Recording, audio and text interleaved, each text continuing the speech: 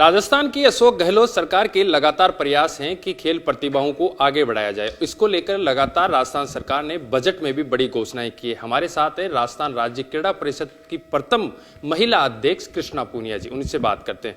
पिछला एक साल कैसे देखते हैं? पहले तो सबसे पहले आपको बधाई, और पिछला एक साल जो आपका बीता है वो कैसे देखते हैं? हाँ सागर जी, सबसे पहले तो मैं खेल प्रेमियों को, सभी हमारे जो स्टाफ हैं उन सबको बहुत बहुत बधाई और शुभकामनाएं देती हूँ। काफ़ी इन एक वर्ष के अंदर काफ़ी बदलाव हमने किया, काफ़ी काम हमने किए। सीएम साहब की जो घोषणाएं थी उनको इम्प्लीमेंट करने का काम किया, और मैं टीम वर्क को ही श्रेय देना चाहूँगी, क्योंकि अकेला व्यक्ति कुछ नहीं कर सकता है, और काउंसिल के सभी साथियों ने सहयोग किया तो संभव हो पाया। और मैं अच्छा मानती हूँ कि प्रथम महिला अध्यक्ष के रूप में चयन हुई क्रीड़ा परिषद में, और एक खिलाड़ी भी प्रथम खिलाड़ी जैसे, तो ये अभूतपूर्व हमारी जो है सफलता मैं मानूंगी एक साल के अंदर। क्योंकि हमने अभी जैसे बजट में आपने देखा कि कोचिज की भर्ती पिछली गवर्नमेंट में माननीय मुख्यमंत्री महोदय ने की थी, और अब फिर हमें 100 पद स्वीकृत किए गए हैं, और साथ में हमारे लंबित पद चल रहे थे तो वो हमारी भर्ती अभी हो जाएगी।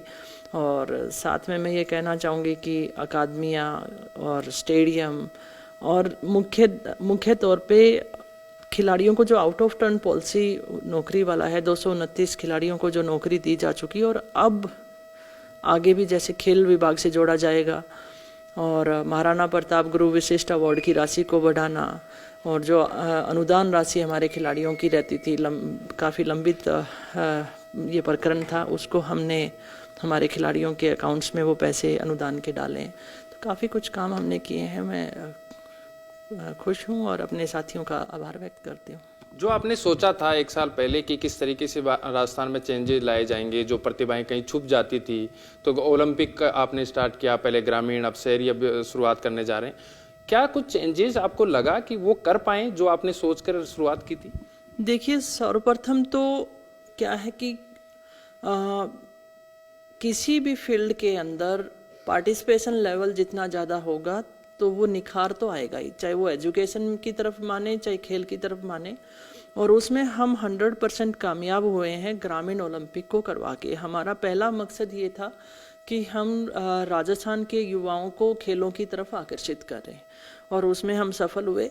और साथ साथ जो हमारे एलीट एथलीट थे जो इंटरनेशनल लेवल पे मेडल लेकर आए, तो उन लोगों का आउट ऑफ टर्न पॉलिसी में जब उनको ज्वाइनिंग मिली, और साथ में जब ग्रामीण ओलंपिक हुए और जो हमारी योजनाएं हैं उनका प्रचार प्रसार किया, तो युवाओं को लगा कि हाँ, राजस्थान में हमारा भविष्य है वो सुरक्षित है, नौकरियां हैं, और खेल अवार्ड हमें दिए जा रहे हैं, अवार्ड राशि मेडल के ऊपर दी जा रही है, और बहुत सारी सुविधाएं हैं, जैसे ज़मीन है 25 बीघा या प्लॉट है। तो उससे माहौल खिलाड़ियों का बना है। और अब हम इंफ्रास्ट्रक्चर पे भी काम कर रहे हैं। इंफ्रास्ट्रक्चर पे पिछले 4 सालों में हमने काफ़ी काम किया। अब हम लोग ये था कि एथलीट भी ग्राउंड में पहुंचने लगा, इंफ्रास्ट्रक्चर पे भी काम हो रहा है, तो अब क्या चाहिए कि अब हमें कोचेज चाहिए, तो उसकी हम भर्ती कर रहे हैं। आपने सोचा था, जो उम्मीदें थी गहलोत साहब से कि बजट में घोषणाएं की जाएगी, क्या कुछ ऐसी घोषणाएं भी रह गई जो आपको उम्मीद थी होनी थी और नहीं हो पाई?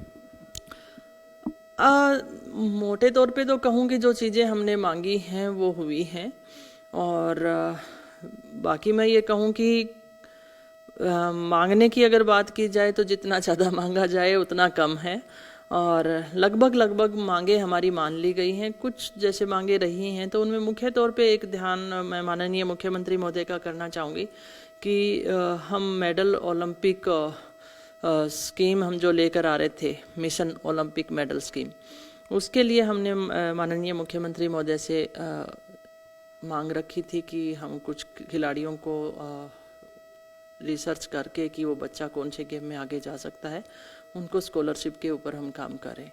तो मुझे लगता है कि जब वो बजट के ऊपर उत्तर देंगे तो उसमें उम्मीद रखती हूँ कि वो हो जाए। लगभग हमारी मांगे थी वो पूरी हो चुकी है। और क्या कुछ सोच रखा आने वाले समय के लिए कि यदि राजस्थान में सरकार आपकी रिपीट होती है, फिर से कांग्रेस आती है, तो क्या कुछ सोच रखा है कि राजस्थान को किस तरीके से एक विश्व पटल की तरफ लेकर जाया जाएगा, जिससे राजस्थान के प्रतिभाएं विश्व में अपना नाम रोशन करें? देखिए, जो मुख्य तौर पे हम जैसे हाई परफॉर्मेंस सेंटर की बात की, वो सारी चीज़ें हम कर चुके हैं। जो हमें हमारे एक एथलीट को चाहिए। अब घोषणाएं जो हुई कि जिम खोले जाएंगे, एथलेटिक ट्रैक की भी, सिंथेटिक ट्रैक की भी बातें हुई, अकादमियाँ हुई। अब मुख्य तौर पे यह है कि हम हमारे खिलाड़ियों को ज़्यादा से ज़्यादा पार्टिसिपेशन हो, उनके वर्क के ऊपर ध्यान दिया जाए कि ट्रेनिंग और उसके रिजल्ट के ऊपर कि परफॉर्मेंस कैसे क्या उस बच्चे की चल रही है, कहाँ कहाँ वो पार्टिसिपेट कर रहा है और उसका क्या रिजल्ट रहा है, इम्प्रूवमेंट के क्या चांसेज हैं, क्यों नहीं हो रहा है, वो सब चीज़ों पे हमें ध्यान देना होगा। आज भी आप टेनिस कोर्ट का उद्घाटन करने जा रहे हैं, क्या है, किस तरीके सिंथेटिक टेनिस कोर्ट हमारे पास थे और लंबे समय तक अगर एक ही कोर्ट पे जब ट्रेनिंग की जाती है तो इंजरी के चांसेस ज़्यादा रहते हैं, तो ऐसे में सैंडर ट्रैक की ज़रूरत थी, तो आज उसका हम उद्घाटन करने जा रहे हैं। क्या लगता है पिछले 4 साल में गहलोत सरकार वो सब उम्मीदों पर, जनता की उम्मीदों पर खरे उतरे हैं और उस बजट में भी गहलोत साहब ने वो सब कुछ घोषणाएं की है जिससे कि राजस्थान में सरकार एक बार फिर रिपीट हो सकती है? नो डाउट, बिल्कुल भी डाउट नहीं है। उसका कारण ये है कि आम आदमी को ध्यान में रखते हुए बजट घोषणाएं हुई और दोनों बजट का मैं जिक्र जरूर यहाँ पे करना चाहूँगी, पिछले बजट का भी और इस बजट का भी, जिनको हमने इम्प्लीमेंट करने का काम भी किया। और जो इस बजट में जो घोषणाएं रही विशेष तौर पे जैसे महंगाई को ध्यान में रखते हुए कि आम जीवन में जैसे आदमी का जीना दुभर हो चुका है, इतनी महंगाई हो चुकी है, उसमें रसोई गैस को आधे रेट पे करके देना, जिनमें से फिर मैं कहूँगी कि किसानों की बिजली 2000 यूनिट तक फ्री करना और 100 यूनिट तक घरेलू बिजली फ्री करना, ये एक बहुत बड़ी राहत है। और साथ साथ स्वास्थ्य के लिए जो उन्होंने बहुत बड़ा बदलाव किया है मुख्यमंत्री चिरंजीवी बीमा योजना के माध्यम से 10 लाख से सीधा 25 लाख तक का इलाज। मैं बताना चाहूँगी कि हाल ही में कोई साथी मेरे से मिलने आए मेरी जन सुनवाई के दौरान, उन्होंने कहा कि ट्रेन का किराया हमें ज़रूर बीकानेर तक जाने के लिए देना पड़ रहा है, इलाज हमारा मुख्यमंत्री चिरंजीवी बीमा योजना से फ्री में हो रहा है, और जो हमारी इंदिरा रसोई योजना है उसके माध्यम से 8 रुपये का खाना प्रति व्यक्ति मिल रहा है। तो आम आदमी बहुत राहत महसूस कर रहा है। तो ये आम आदमी को ध्यान में रखते हुए और हर वर्ग को और खास करके युवाओं को भी ध्यान में रखा गया, तो मुझे लगता है कि निश्चित तौर पर हम रिपीट करेंगे। पिछले 1 साल में आपके खेलों में किए गए काम से आप संतुष्ट हैं? हाँ, मैं संतुष्ट हूँ और इसका रिजल्ट आपको आने वाले समय में मिलेगा, क्योंकि ये ऐसे काम है कि जब कोई खिलाड़ी खेल मैदान में उतरता है तो वो एक दिन में प्लेयर नहीं बनता है, और वो जब अपना समय खेल ग्राउंड में देता है, प्रतियोगिताओं में देता है, तो उसका रिजल्ट आपको मिलेगा और आने वाले समय में इसका बहुत अच्छा रिजल्ट आपको मिलेगा। पिछले 1 साल की उपलब्धियां आप बताना चाहें कि क्या कुछ उपलब्धियां आपकी? काफ़ी कुछ है मेरे पास, ये शॉर्ट रूप में अगर आप चाहें तो, जिनमें से हमने 100 प्रशिक्षकों की भर्ती हम कर रहे हैं और राजीव गांधी ग्रामीण ओलंपिक और शहरी ओलंपिक हम जो करा रहे हैं उसकी राशि को भी बढ़ाकर 150 करोड़ तक किया गया है माननीय मुख्यमंत्री महोदय ने। और अजमेर, बीकानेर, जोधपुर, भरतपुर में हम अभी सिंथेटिक ट्रैक बना रहे हैं। संभाग स्तर पर 105 करोड़ की लागत से सलीम दुरानी आवासीय स्पोर्ट्स स्कूल की स्थापना है, एक एथलीट को सच्ची श्रद्धांजलि देने का काम किया है। और उसके अलावा जो पीछे हमने काम कर दिए, जैसे महाराणा प्रताप गुरु वशिष्ठ अवार्ड में हमने राशि बढ़ाई, राजीव गांधी खेल रत्न अवार्ड हमने शुरू किया, 229 खिलाड़ियों को हम सरकारी नौकरी प्रदान कर चुके हैं।